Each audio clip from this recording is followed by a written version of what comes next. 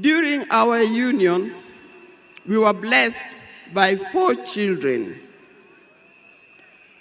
First, the first child was called Fidel Castro Odhiambo Odinga. When Fidel was born, I was a bit hesitant the way he gives the name. I said, why do you call him Fidel?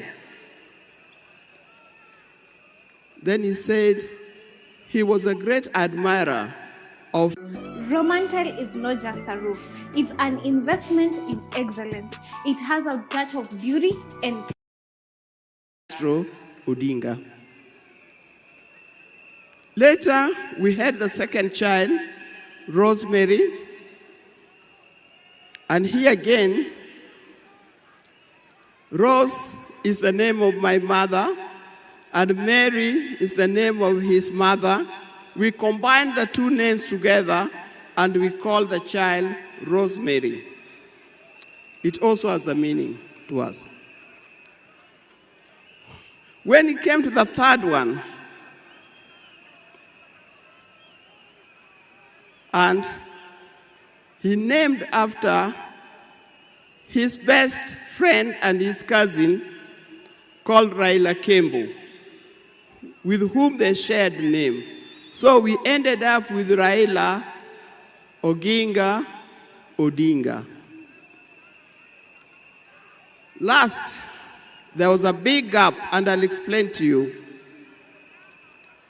Last came the 4th child. The 4th child, when I went to the hospital, and you know those mothers, you end up somewhere in labor ward. And I was watching the television. And on the television, that's the time when Nelson Mandela had come out of prison.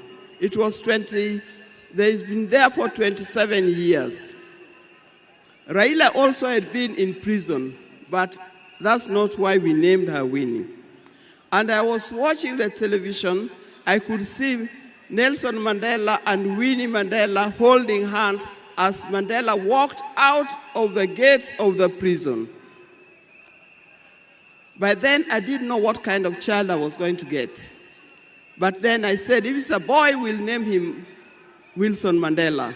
But if it's a girl, will be Winnie Mandela. And therefore, Winnie Mandela arrived. And that's the 4th child. I see